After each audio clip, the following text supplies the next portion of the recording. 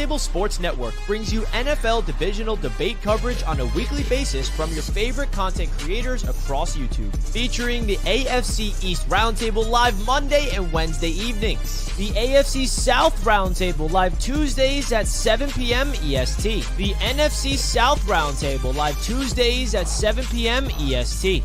The NFC West Roundtable live Tuesdays at 9 p.m. EST. The AFC West Roundtable live Tuesdays at 9 p.m. EST. The NFC North Roundtable live Wednesdays at 6 p.m. EST. The AFC North Roundtable live Wednesdays at 6 p.m. EST. The NFC East Roundtable live Thursdays at 6 p.m. EST. Roundtable Sports. Real coverage from real fans.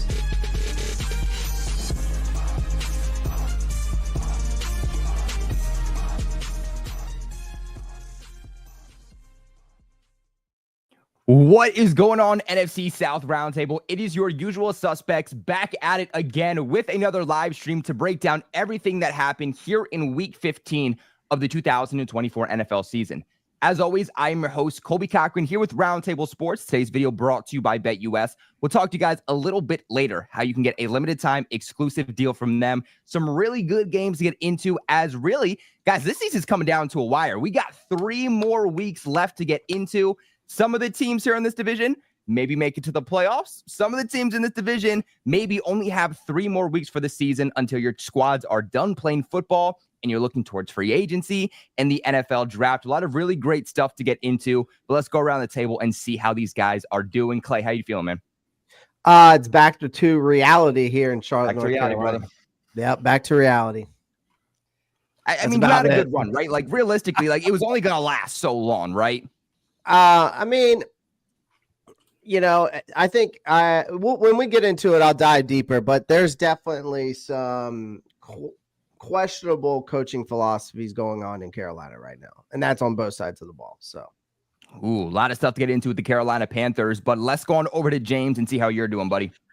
Oh, fantastic, Colby. Absolutely fantastic. I'm over the moon. I can't wait to dive into today. I've been waiting all weekend.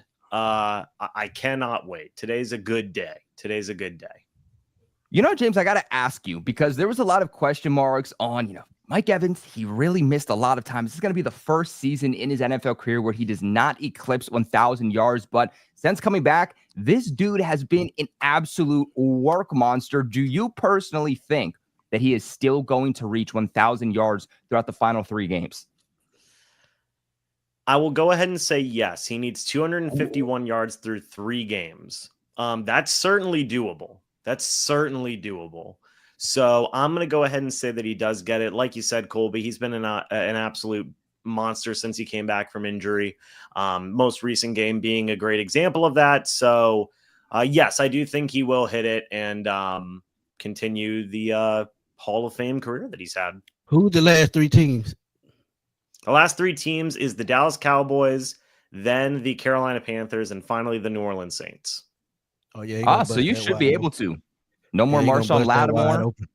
Yeah. Who else? There was another cornerback in those that also was out. Trayvon Diggs. He just went out for the rest of the season too. So cornerback 1 for them, arguably, he's also out for the season. So really, he should be able to. If he's been able to do what he's done against much harder competition throughout these final 3 games, he should get at minimum 100 receiving yards per those games. He'll do it in 2. You think he'll do it in 2, Smitty? He'll do it in 2. Yeah. Ooh, all right. Hot takes flying around. I like that. We head into week 18 and he's already surpassed it, sitting comfortably. All right. Well, speaking of you, Smitty, how you doing? I'm hanging in there, man. Got back on the winning track this week, but still a lot of things that I didn't like, but we'll get into that soon. And I know my boy TJ gonna back me up on that, but yeah, we got back in the win column, but it wasn't impressive at all. Well, speaking of TJ, how you doing? I'm doing great, man. I'm enjoying the holiday season.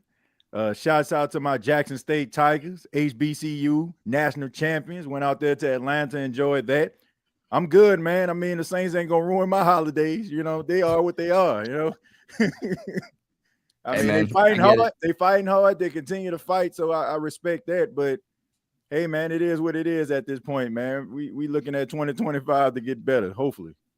I respect anyone who doesn't allow their team to mess with their mental state or mess with their mental holidays, right? Or mess with their holidays in general. Because let me tell you, I was watching my Patriots this past week, bro. I was on a live watch party, started crashing out after like Drake May's random interception. I'm putting on a helmet, I'm putting on pads. Next thing I know, it's not a watch party. I'm teaching football live on my stream. Dude, I started crashing out. I was like, I forgot the holidays. Christmas is over. So I'm just glad, TJ, that you're not me. That's that's good for your mental health. You can't let them affect you like that, man. You can't. Especially when you know what they are, man. They got that old saying, when somebody show you who they are, believe them. And the Saints showed us who they were, so I believe them. Well, guys, we have a lot of really good games to get into, but before we do that, it's the holiday season. And I told these guys before we started, I wanted to do something special, just like we did when it was the week of Thanksgiving. We went around the table and we said, who are about 5 guests that you would want to have at your Thanksgiving dinner table? We're going to do something a little special here for Christmas. We're going to go around the circle, and each of these guys are going to give their top 5 Christmas movies. And you guys are going to let us know in the comment section below who has the best list. Based off of their top 5 movies, who would you most want to kick it with on Christmas Day? Make sure you guys let us know in the comment section below. We are still figuring out what the schedule is going to look like for the next 2 weeks. Obviously, a week from now, it's Christmas Eve. The following week, it's New Year's Eve. So we're not going to be doing live shows. So just in case we do not see you guys before then, want to make sure we still do this little special we have. So Clay, let's start with you. Give me your top 5 Christmas movies. Well,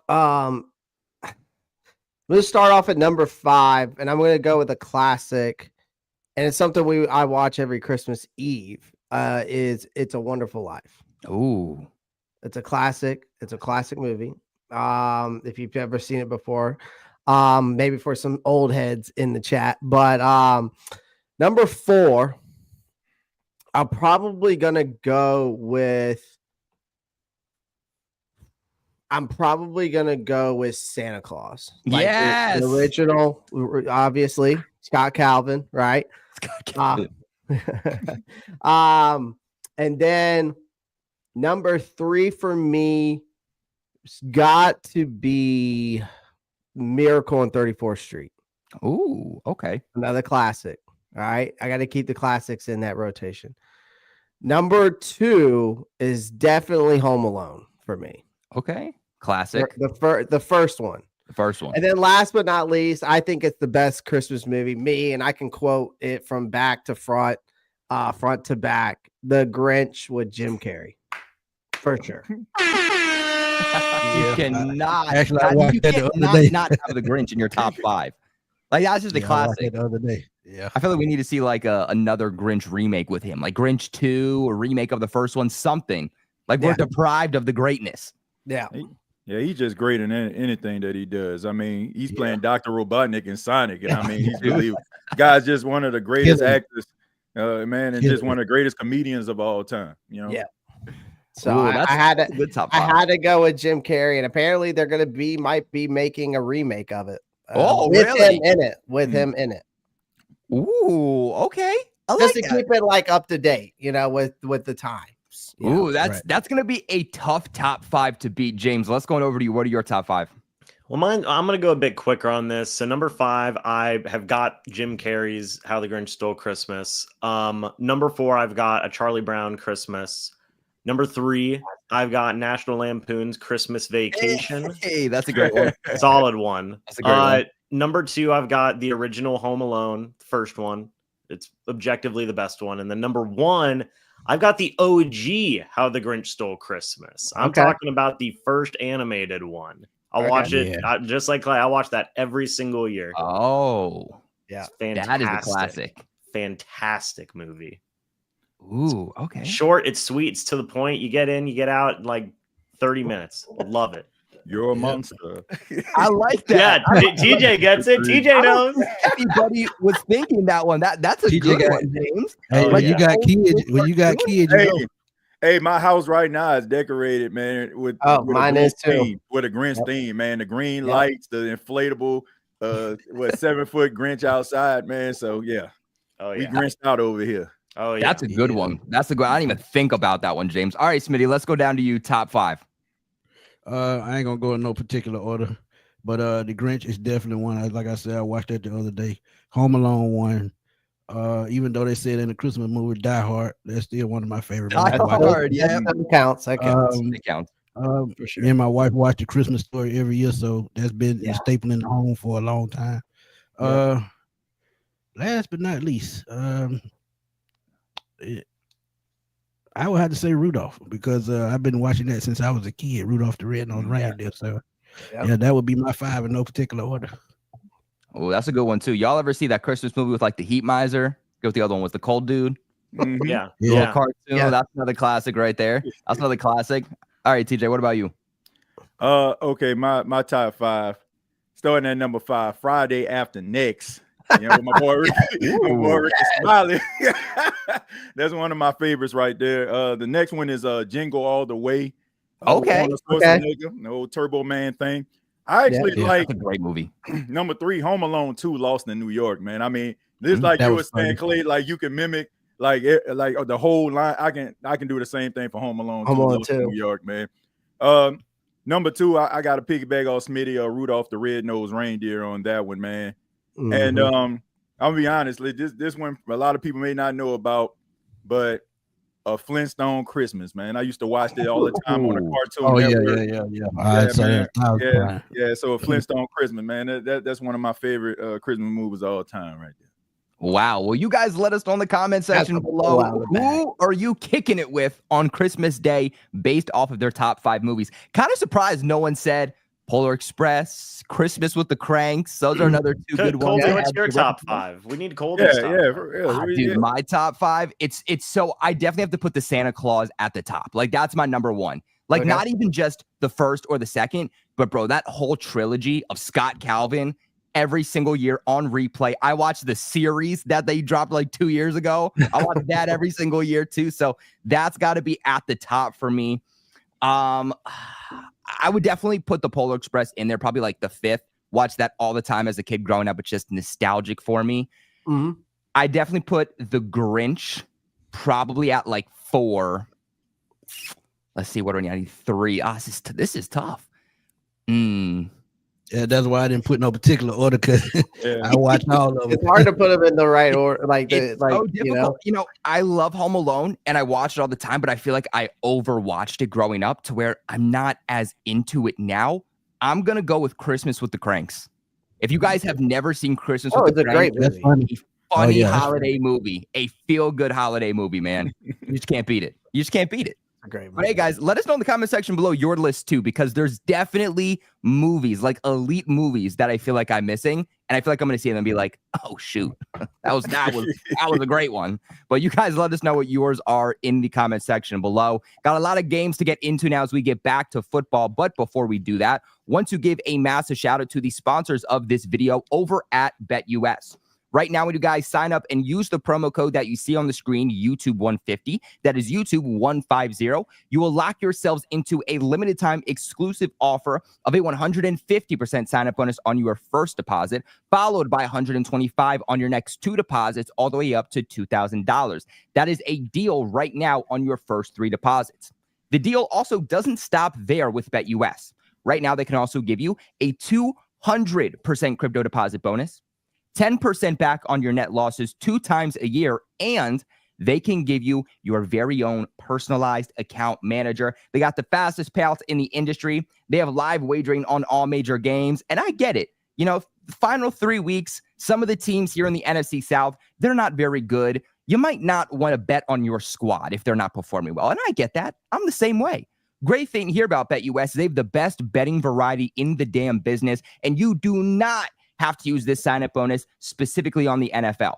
Now, you can use it on NFL games, you can use it on NFL futures, but you can also use it on college football, basketball, baseball, hockey, horse racing, fighting, politics, entertainment. These are just some of the things that you can bet on with BetUS. But guys, play smart, play responsible, never bet more than you can afford to lose. But a massive, massive shout out to BetUS. We could not be here without the support of BetUS and our sponsors. But fellas, let's go ahead and let's start breaking down these games. Clay, I want to start with you because lately we've been talking about the Panthers and not necessarily coming out with these wins, but playing very, very close football against some of the best teams in the NFL, true Super Bowl contenders. I'm talking about the Eagles. I'm talking about the Chiefs in recent weeks. You go out here against the Dallas Cowboys, who are a bit beaten up, maybe an opportunity we felt for you guys to come out with this win, but you get brought back down to earth like you alluded to earlier. 30-14. What happened here? A lot. You could point the fingers in a lot of directions, man. You could go coaching staff. You could go Bryce Young. I have to go with all the above, because when you look at this team in this game, you go back and watch it. First things first, let's talk about Bryce Young. Throughout the couple, since the Broncos return, right, comes back and starts against the Broncos, he's had tremendous progression, right? And he comes out and this is a game where I felt like this was a get right game for Carolina, almost like to get them over the hump of winning a football game instead of these almost participation trophy type losses. You can say, oh, well, they progressed, they played these guys close, but at the end of the day, it doesn't matter. You got to win the football game. You got to capitalize on the opportunities. And I've been very hard on them about that. But in this game in particular, Bryce Young, you are the quarterback. You had 4 turnovers, 2 fumbles, and 2 interceptions. You hold the ball 99% of the time. That's on you.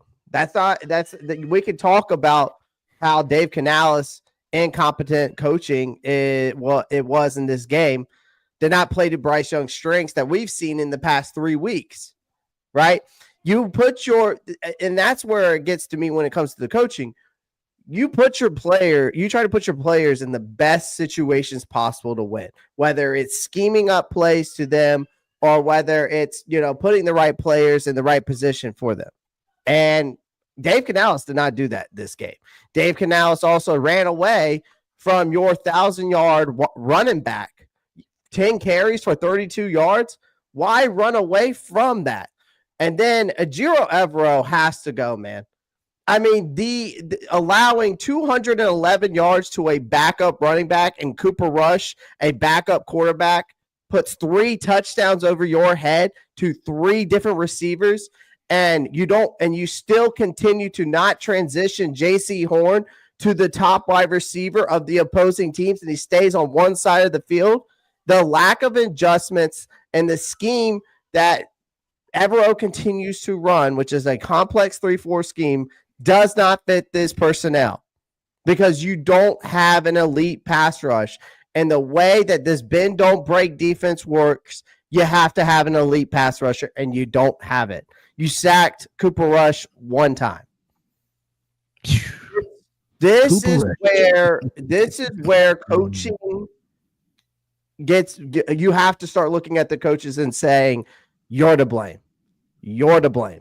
Not just the players, but you also have to blame the coaches for not putting them in the best situations. And the difference between good head coaches, good coordinators, is they're able to take that personnel that they do have and still make something happen. That's the difference between great coordinators, great coaches, and just average Joes. And right now, in this game, we got made between Mike Zimmer and Mike McCarthy, who are veteran coaches, who made this coaching staff look like amateur rookie coaches. And we just got outcoached. We got outplayed. And again, Bryce Young has to take care of the football. That's on him. And he definitely showed a major regression in this game. And it's concerning to me. Again, we can give Bryce all his flowers, and that's all I was giving him the last couple of games. I'm still very on the fence of this kid becoming a franchise quarterback or even becoming the future of the Carolina Panthers. At the end of the day, you could blame the offensive line. You could say that they were their problem, but they've been playing like a top 10 unit all season long until this one game. At the end of the day, I blame Bryce Young, I blame Ejiro Evero, and I blame Dave Canales, and they all have to get their heads out of their asses, plain and simple. Ooh. Got brought back down to earth. 1 week, I feel like I'm hearing Clay say, you know what? We're turning things around. Things are getting better. We may not be winning. We're playing competitive football this week. Back down to hell, my friend. I mean, this Back was the down to game you hell. should have won. This was the game And you you should should have won. have gotten yourself in a right mindset, because this is what Carolina is trying to do right now. You're trying to build this culture back up. You're trying to and you're in this rebuild state of age. You have to win games to not only bring free agency in, but to bring that keep pounding culture. And that's what we've been missing. I'd say since Cam Newton left. I think that was a major blow ever since then. This should have been the game that got Mike McCarthy fired, essally. Yeah, that's what this game should have been. And it should have. Should have been. It should have been, and they didn't. We blew that. What about you, James? What did you think about this Panthers game? Yeah, I mean, bad loss, right? I mean, I think that Bryce Young imploded, 4 turnovers in this game, 2 fumbles, 2 picks, sacked 6 times. I mean, really the only positive you can say on offense is an 83-yard, Jalen Coker touchdown, right? I agree with Clay. Panthers got away from what was having them be really competitive and winning a couple of games the past few weeks, which is relying on your best offensive player, which is Chuba Hubbard right now. Defensively, again, we just have not seen much from this Panthers team in terms of just overall defensive talent. So, I mean, and I agree with Clay, this is a game they really should have went out there and won, especially given all the injuries that the Cowboys have. I mean, Colby, you said it at the start of this live stream. I mean, like, Trayvon Diggs isn't there. And a lot of other pieces on the defensive side of that ball are banged up for the Cowboys, and the Panthers still imploded offensively. So, I mean, this was supposed to be a game where you were supposed to have more answers, but now you come up with more questions, right? And that's not, it definitely feels like a 1 step forward, 2 steps back type of situation. So, we'll see what they can do going forward. But this was a pretty ugly loss. And I imagine for Panthers fans, it's understandably so, just listening to Clay, like, 4 losses in a row, but at least you were competitive in the last couple of losses, right? Like, this one is just like, oh God, like, it's not even, it reminds me of the Panthers that we saw earlier in the season. Yeah. Yeah, what about you, Smitty? What do you think about this? Do you have those same kind of feelings about the Panthers? Yeah, I'd just be quick, man. The defense just let them down and having to play catch up the whole game. That's probably why the turnovers occurred. You had Cooper Rush out there looking like Joe Montana, 214 yards, and 116 of those went to one person. And CD Lamb, 3 touchdown passes. But you got to give credit to Rico Dardale, man. The last month and a half, that dude been running wild. So Dallas do have that aspect as far as the run game, and they control the clock. But Dallas defense has not been playing well, and I agree with Clay. That's why they should have took advantage of it. And he actually sounds like me when I was talking about Jimmy Lake earlier in the year about the defensive coordinator. It's all about adjustments. It's all about coaching in situations. And I'm still saying that about the Falcons offense right now. So, but we'll get into that, man. But yeah, I just think Dallas just came in with a better game plan, and Carolina had to play from behind the whole game. And that's why the turnovers occurred. That's why Bryce Young looked below average. But once they get all that situated, get the coaching right, I think they'll be fine. Yeah, and obviously you look at it too. I mean, the Cowboys put up 30 points. I know Bryce Young struggled. I know he had his issues within himself. You need to score more overall than 14 points, but this offense for the Panthers, Bryce Young, even within himself, they're not poised to score 30 points. So even if he had a good game, even if he scored more than realistically he should, asking that offense to score 30 plus points to win the game was just never realistic. So yes, Bryce Young, bad game, but maybe the bigger picture is that letdown by the defense. TJ, what do you think? Right. Well, I think that we missing one huge, element of this. Carolina is not good. Like, they're not a good football team. They have not. Like, we've been praising them because they have been competitive. They've been tough. They show grit and moxie against teams they had no business showing that against. But they still have some issues, and they're still flawed, man. Like, this is the first time this team was favored in 33 games, I believe. But this just shows me. This just shows me a couple things. This just shows me a couple things, man. Number one, they have issues handling prosperity. Like, you knew that you were favored going into this game, and the way that you played against some of the stiffest competition, against the Eagles, against the Chiefs, This should have been a game where you put it all together to show people that we got something to build on in 2025. But of course, everybody was kind of singing your praises and saying that you're trending in the right direction. You know, you were a play away from beating Philly, and you start to believe that hype. And you looked at the Dallas Cowboys and you read their press clippings and everybody writing them off and saying they're terrible. That's why you gotta get off social media. You gotta turn off Good Morning Football, and you gotta go out there and bust your ass. And what happened was they got their ass bust because they thought that they were going to win this football game easily. Look, man, you gotta humble yourself, man. You're trending in the right direction. Look, I'm not down on Bryce Young. He's still a young, inexperienced quarterback that has to figure it out. We cannot forget that. So he's going to have games like this. So I'm not upset about that. They got hit in the mouth because they thought they wasn't going to. This is a young football team learning to win. So in the process, you're learning how to go through the motions as well. They'll get it together, man. But this shows you, if you bring it, you got to bring it every single Sunday if you're going to bring it. You can't turn it off and we playing the Cowboys. That's a win right there, because you're going to mess around and get beat like they did, at home. And they should have won that game. Well, hey, guys, look, let us know in the comment section below what you thought about that Panthers game. And really, what are your current thoughts about the state of the Carolina Panthers? Before we get into the next game, I want to give a massive shout out to Roundtable Sports main channel. In case you guys don't know, we don't just have YouTube channels for each division, but we have a main Roundtable Sports hub where we have exclusive shows. And one of those shows is Wake Up and Ball with my boy Richie and my boy TD every single day, Monday through Friday at 8:30 a.m. Eastern. These guys hop on Roundtable Sports main YouTube channel. They take comments, they take questions, they take your concerns. They don't just talk football. They talk football. They talk basketball. They talk baseball. This is the best wake up and ball show that you are ever going to find. You want to talk about all the sports under the sun? This is the show to do so. We also have a new show launching on Roundtable Sports main YouTube channel later this week, and that is called Draftaholics. You have that right. Everything involving the 2025 NFL Draft. Prospect breakdowns, mock drafts, all of that good stuff is going to be starting this week on Roundtable Sports main YouTube channel. That is pinned right now in the comment section below. So make sure you guys go over there, show some love, subscribe, because some of your favorite YouTubers, including these guys, are not just going to be on Wake Up and Ball, but they're also going to be on Draftaholics. So little feature, little plug for some of the shows we have coming up. So if you want to see some more of these creators, this is definitely the opportunity to do so. But before we continue on, you guys are being extremely generous with the super chats. Want to make sure we hop into these guys and give you the love that you guys deserve. We got 9 of them. We got 9 of them already. So keep it going. You guys are killing the super chat game today.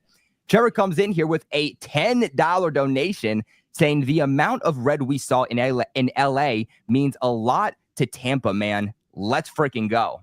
You think that's true, James?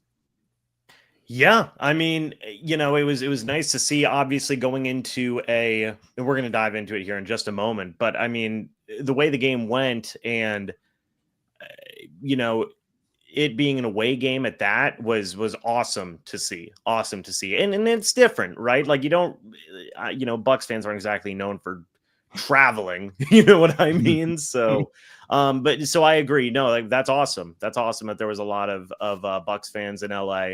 And I agree. It does mean a lot for the Bucs and kind of shows where they're at right now. Let's go, man. Let's go. Who Dat for Life comes in here with a $5 donation, says, don't let the escape win fool you, fail clown fans. The playoff watch along with couch spot warmed up for you. Nice and hot. Woo! Smitty, these Saints fans are coming at you. They're coming at he had to put a cheating emoji behind it. God damn, man, come on. That's the one that got to you, just the emoji. Yeah, the emoji got me, man. He got it. It wasn't what was said. It was just the use of emoji. Trevor comes in here again with a $5 donation, says, Buck of the year, argue with a wall. James, is that a possibility?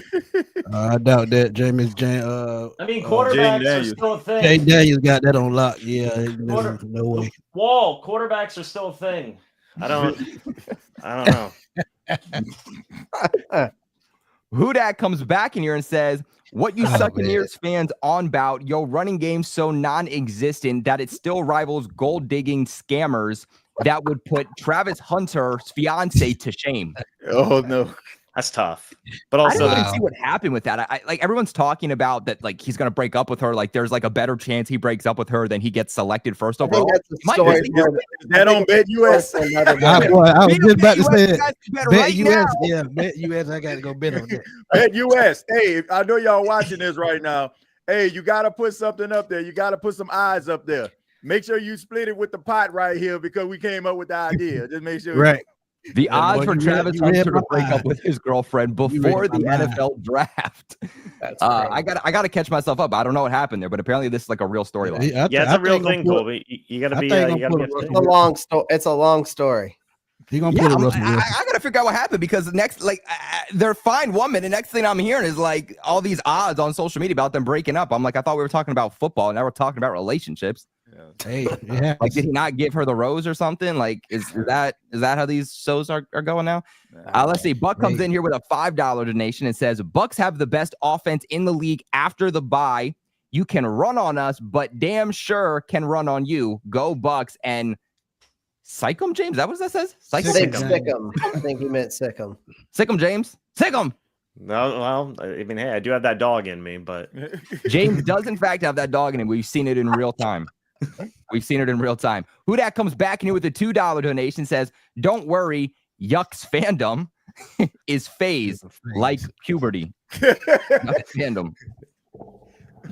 Let's see who that comes back in here and says, these sucks fans go Danny Phantom Ghost wild card. Wow. What a great show. That was a great reference there. Can't be mad about that. that was a great show. Corey comes in here with a $2 donation and says, James, be aggressive tonight. Go Bucks. Ooh. They want you to come out. This is the James come out show. I guess so. Well, okay, no, pause. Yeah, there you go, James. There you go.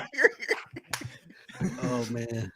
This is where James crawls out of his shell a little bit today. He starts giving it back to the creators. Oh man, y'all crazy. This next show. Jax comes in here with a $2 donation, says Penix is starting Sunday. Rise up. We're back. Is that a possibility? Wait, is that true? Yeah, it's possible. I think so. Hey, he did not close the door on it. Usually he would say Kurt is our guy. He didn't say that this week. So anything happened at this point. Him. Yeah, dude, Penix had his helmet on. I saw he had his helmet on during the game, man. He looked ready. Yeah. He probably thought he was going to to get eliminated from the playoffs. I say put him in. You have nothing to lose at that point. If better that happens, yet, we missed the playoffs. Ain't no point in keeping Kurt. Nope. That's true. That's a good point too. Justin comes in here with a $5 donation, says go Bucks LFG. And man, shout out to all you guys in the chat right now. Everybody that donated 10 super chats already, and we're only about a half hour into the show. You guys are freaking killing it. It helps support us so much when you guys go that extra mile and support the channel. It doesn't just support the NFC South Roundtable, but everybody in the network at Roundtable Sports. But fellas, let's go ahead and let's get back into these games. James, let's transition into you now that we are talking about the Bucks. You guys face the Chargers, another playoff team here for the AFC, and you put the absolute spanking on these guys, 40-17. You got to feel good about where you guys are right now. So, few things. One, this is the second week out of 3 in the past 3 weeks that my colleagues here at Roundtable Sports said that the Bucks were going to lose 3-1. Yeah. 3-1, Colby. Both times. I remember that. That means you need us to do that again, right? You know, apparently, so. Guys, it's working. It's working. Exactly. And not only were my colleagues wrong, but I was wrong as well. Yes, I had the Bucks winning, but this one wasn't even close. This one wasn't even close. And here's the thing. A few things, right? The Bucks right now have the 4th best passing offense in the league, the 4th best rushing offense in the league. They have a top 10 rushing defense in the league right now. And this was against the top defense in the league, right? In terms of points allowed per game. They were allowing 15.5 points per game, I believe. The Bucks dropped 40, man. 40. If quarterbacks weren't a thing, I do agree. Buck Irving would be in that conversation. If Lamar Jackson and Josh Allen were not human beings, Baker Mayfield would be a legitimate candidate for an MVP award. These are all reasonable things, I believe. Mike Evans had a huge day. Bucky Irving had 100 yards on the ground. Baker Mayfield, he did have one interception, but was near flawless besides that, right? Everything, the defense stepped up. Levante David did Levante David things. Justin Herbert was under duress the entire game. He was sacked 3 times in this matchup. Anyway, you want to slice it. This was an impressive and a statement win for the Bucs, right?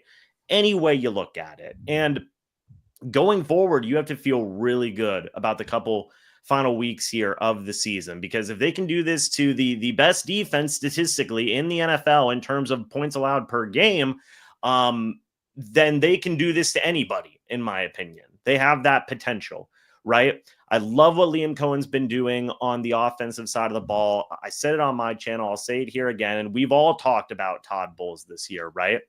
If they can't let Liam Cohen leave the building. They cannot let this guy leave the building. I know it's 14 games. I know it's not even a whole season yet of a sample size.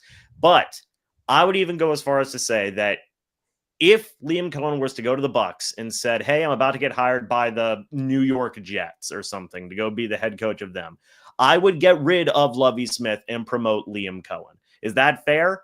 No. It's not necessarily fair, because they are still playing hard for Lovie Smith. They are still, ultimately Lovie Smith is the head coach. But I believe Todd Bowles, yes. Yeah. I said Lovie Smith, didn't I? Yeah. I was thinking of a similar situation because it is similar to Dirk Cutter and Lovie Smith. That happened in the past. Yeah. Right. And people are going to say like, well, it didn't work then. Why would it work then? Now, right? I have that much faith in Liam Cohen's offense. I do. I mean, any way you slice it, this guy has been going out there and getting the best out of his offense week in and week out and week in and week out. And we just are getting more examples of that as time is going on. So, I mean, absolutely fantastic win by the Buccaneers. To say that the run game's non-existent, sorry, Chris, I like you for the memes, but that's not accurate. But to also say that like, hey, teams will run on the Bucs, but we can run on them also. Even that's not accurate because the Bucs have a top 10 run defense right now. Now teams can pass on the Bucs like nobody's business, but we don't got to talk about that. But fantastic win, statement win, huge game. And I think the Bucs right now, you've got to assume they're going to be cruising to the playoffs at this point. Ooh. All right. Let us know what you guys think. Are the Bucs indeed cruising to the playoffs? And do they make it? Let us know. But Smitty, let's go down to you. What did you think about that Bucs game? I agree with everything James said, man. And I told y'all on the show, if they got hot, hey, it was over. Once they got Mike Evans back, 150 yards, 2 touchdowns, man. He let y'all know he's back in the house. That 3-headed monster running back, Baker Mayfield, 4 touchdown passes. This team is, steamrolling towards the playoffs. The only thing that's going to stop Tampa Bay is Tampa Bay. Let's just keep it real. Because we all knew with the Chargers, Herbert did not have receivers on that team. He really only has Ladd McConkey outside of him. Who else does he have? He has Johnston, but he's inconsistent. So they have a good defense, but they can't score points. You saw that in Atlanta. We should have beat them. They beat us on a pick 6. So it really wasn't a surprise. All Tampa had to do was show up and do what they need to do and execute. And that's exactly what they did. So, I mean, they're going to steamroll towards the playoffs. I hate to say it. Hey, we might be the odd team out unless we find a way to beat Washington. If we beat Washington, hey, Falcons in. Yeah, man. I mean, even looking at right now the current standings at the playoff picture, the Bucs, you guys are 1 spot away. I mean, you have the 1st seed, the 2nd seed, and the 3rd seed with the Lions, Eagles, and Vikings all already in and guaranteed a spot. You guys are 3rd. You're the next team that's waiting to get pushed in, and you have an 83% chance at making the postseason. Smitty, as for your Falcons, you guys are all the way down at 9. You only have a 36% chance at making the postseason. Obviously, we'll talk about the Falcons here in a little bit, but boy, oh boy, have things switched over the last few weeks. And this shows us exactly the narrative that we've been pushing. It doesn't matter how you start. It matters how you finish. Real football starts in November and December. But let's go ahead and let's go on over to you, TJ. What did you think? I mean, I was impressed. I was impressed by what I saw out of the Tampa Bay Buccaneers. Look, man, the Chargers, they have a really good defense. I mean, they have the ability to stop the run. They got ability to rush the passer, and they're opportunistic defense in their secondary. And they went out there and they got hitting them out, man. I mean, Tampa ran the football well. Baker Mayfield looked poised in the pocket. You know, I think it also does serve a purpose that the Chargers don't have a home field advantage. If the Rams do, the Chargers don't. I mean, that team will forever be the San Diego Chargers, you know, in Los Angeles. Like they're the Clippers. They're the Clippers of the National Football League, you know, and you know, every team that they play against always seems to be louder. You know, the visiting team always seems to be louder because their fan base travels. But look, you got to give credit where credit is due. This is when you want to be playing your best football in November and December when it's crunch time. And Tampa is doing just that. I mean, Liam Cohen is doing an outstanding job. Tampa, I'm just saying this right now. If you smart, don't let this man lead a building. Because I see a situation, and you can relate to this, Smitty. Dan Quinn and Kyle Shanahan. Kyle Shanahan had Matt Ryan in that offense buzzing, right? And then he leaves and goes to the 49ers. And throw Matt LaFleur in there too. Yeah. Exactly. You know what I'm saying? So many of these guys. So they can never replicate what Kyle Shanahan brought to the table that magical year with that 2016. So all I'm saying is, like, don't let history repeat itself with Liam Cohen, because I guarantee you stock is at all-time high right now for Liam Cohen. Yeah. Like, and if they let him get out of the door, man, this can be one of those swing and a miss moments. Like Todd Bowles kind of been flirting with getting fired and, you know, staying rehired. The only thing that's saving Todd Bowles, and I think we all can agree to this, is that he coaches in the NFC South. If he didn't coach in the NFC South, he would have been out the door. So the ineptitude of the South is saving Todd Bowles the job. And I think Tampa, you need to acknowledge that. And the Glazer family needs to hire Liam Cohen as the head coach of this team. What about you, Clay? What do you think about this to wrap us up? Yeah, I mean, I think that, and I've told y'all again at the beginning of the year, I saw this team win the NFC South, and the way it's looking is that's the way it's happening again. And I agree with Smitty. The only thing that's stopping Tampa Bay from really losing at this point is themselves, right? But I think this Bucs team can beat anybody in the NFC South, right? And I think probably a lot of people in the chat will probably roll their eyes to the fact of this, but the Bucs have already taken down the Eagles this season. They beat the Lions this season as well. Two of the NFC South's big dogs, or so-called big dogs. Yep. So if that doesn't shut you guys up, and I see people talk smack about the Bucs, and I can't talk shit because my team's ass.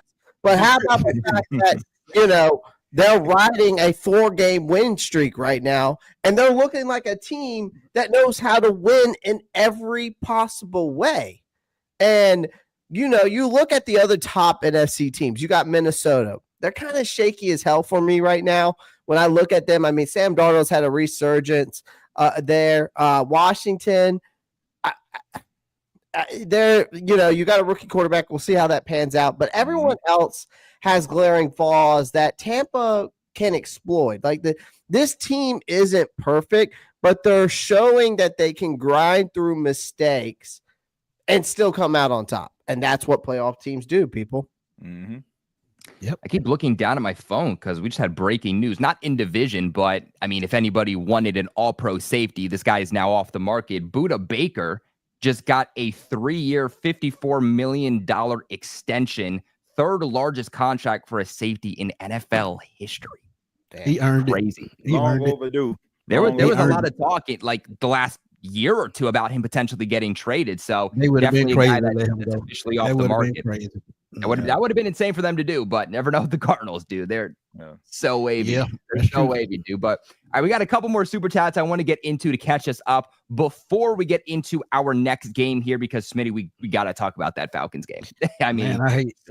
I know you don't want to, but we got to talk about that Falcons game. And I know TJ's just licking his chops like, all right, it's my time to go in on them Falcons fans, man. You know, it's gonna be a good time. But hey, look. We got Crown coming in here with a $5 donation. Says, Who Dat for Life needs to get his money back and donate it to the Mickey Loomis laundering fund for that $80 million over the cap. Go Bucks. Hashtag 30 to 20. Wow. Who Dat comes in with a $5 donation. It says, I'm gonna need the Sucks fans to come back to reality. They fandom was about as existent as Atlanta's fake crowd noise. Swear tickets was a 5-cent gallon of gas. Ooh. Man. Wow. Y'all coming at each other in the chat is y'all rough, boy. I've had in a while. Y'all rough. Hey, but Smitty, let's go ahead and let's get into this Falcons and Raiders game that just happened. 15-9, close game. You guys are able to squeak this one out, but against arguably the worst team in the NFL, if not a bottom 3 team. No, they the worst team. Wanted to win this one. Hands down. I don't have no confidence in this team, man. I'm gonna keep it real. Even though we won, I just still didn't see no fight in this team last night. It seemed like the Raiders, they just laid down the first half, say, hey, do what you want. And then I guess the fans jumped on them at halftime and they came out the second half and said, hey, we might need to put up a fight, keep these tickets going. But the Falcons did exactly what I said they needed to do, man. They used Bijan and Tyler, 168 yards rushing. And I think that's the recipe they have to use going forward, no matter who's the quarterback. Honestly, Kirk Cousins, man, it just looks like he looks like Matt Ryan was in Indianapolis a couple years ago. You just see a shell of somebody. That 500-yard games against Tampa, maybe that took everything out that he had left in him, because ever since that game, it's been straight downhill.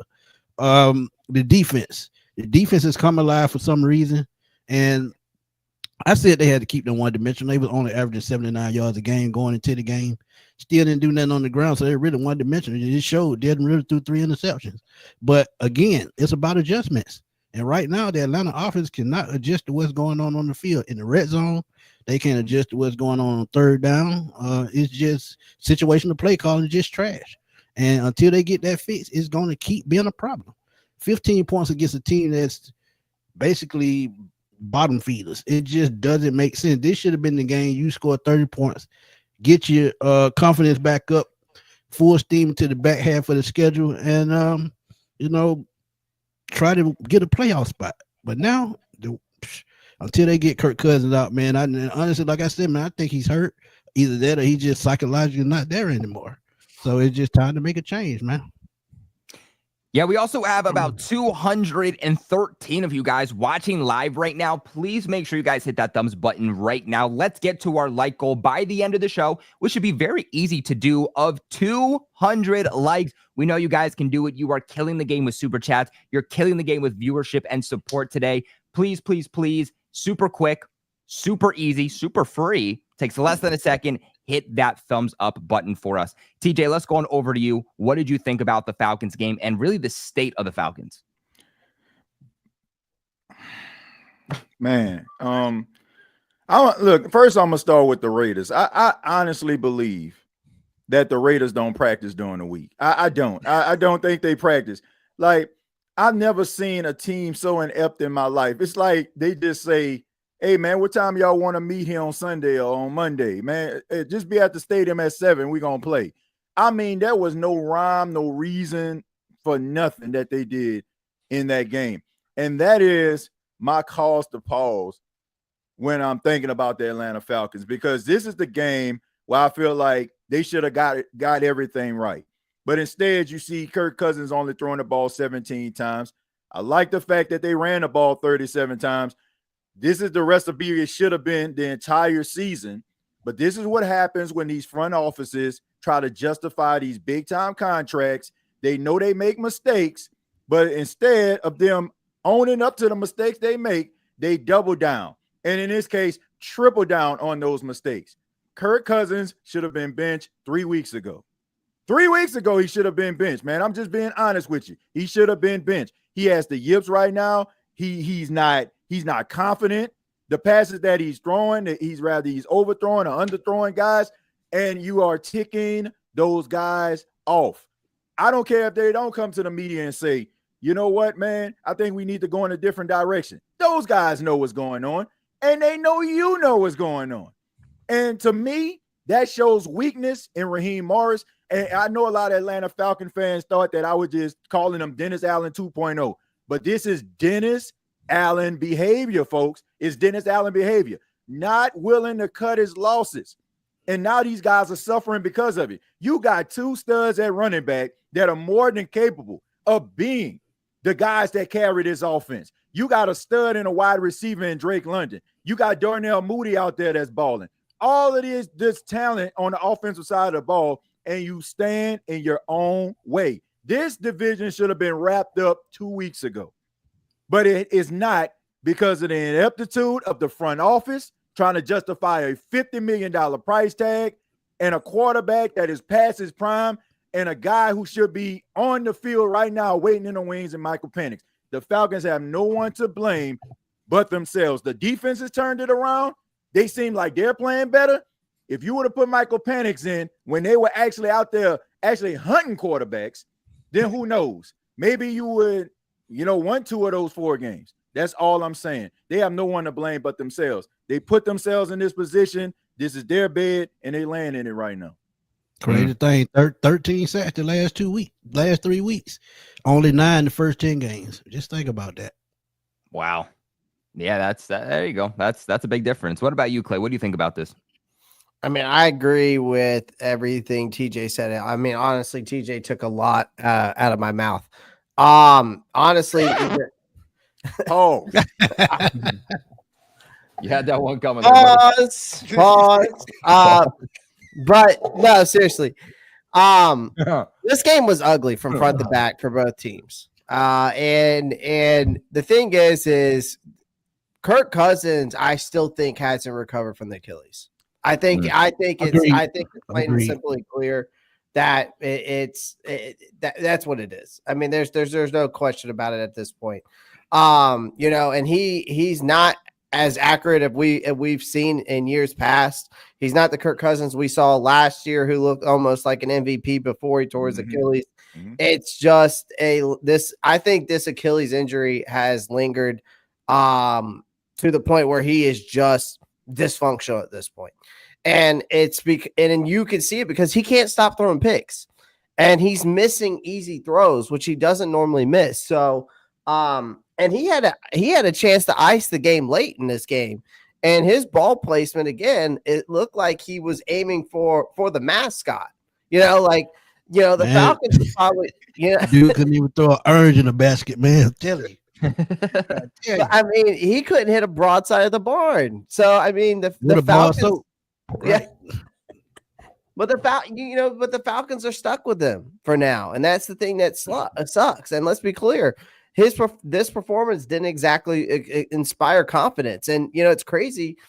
TJ's right. Like, this Falcons defense has finally started coming alive. Like, this is what we expected this defense to look like when they got Judon.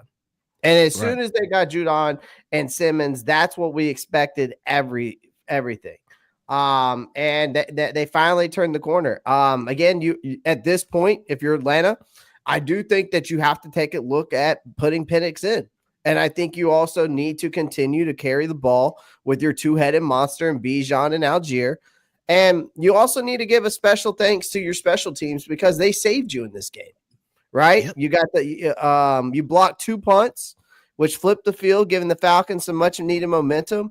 And Koo did his thing, making the field goals. Again, you're going up against the Giants next week. You just can't screw it up because you're clinging on playoff hopes at this point. They can't screw this up now, or it's on to sitting on the couch watching other teams go to the playoff. Right. Yeah, and a possibility too. They've already screwed it up for themselves. So if you want any chance, it starts with winning out the final 3 weeks. But James, wrap us up with this game real quick. What did you think about this Falcons game? Yeah, first things first. The fact that this game was this close is an embarrassment to the Atlanta Falcons, I believe. I mean, far and away, the Las Vegas Raiders are the worst team in the NFL.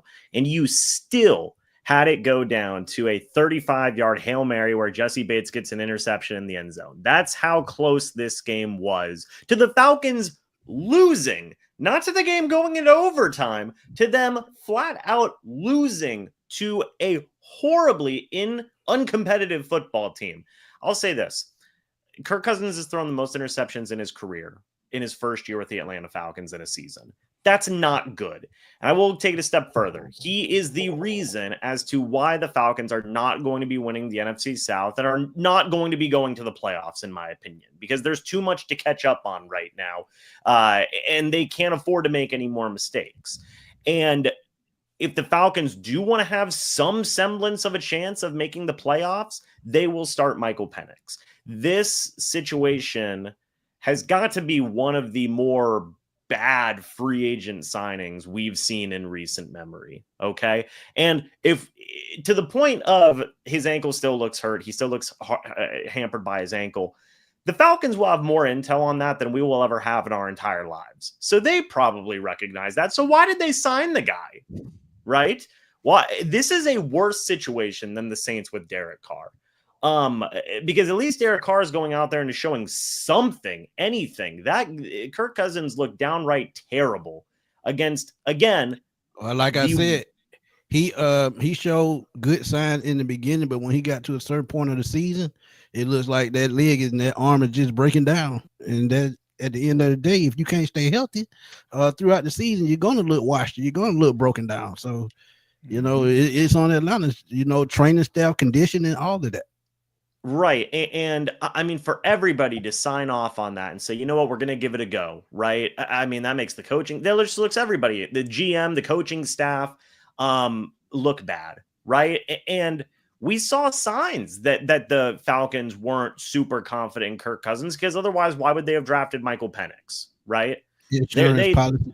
Insurance policy. Correct. So even they were worried that Cousins might not be able to stand up to the test. Right. So it's just a really bad look for the Falcons that this game was even as close as it was. They needed a statement win, and they fell flat miserably. If I was the Falcons, I would start Michael Penix next week easily. And man, I would honestly probably be looking for a way to get out of Kirk Cousins' deal. They're going to have to give up a high draft pick to get out that contract, I'm telling you.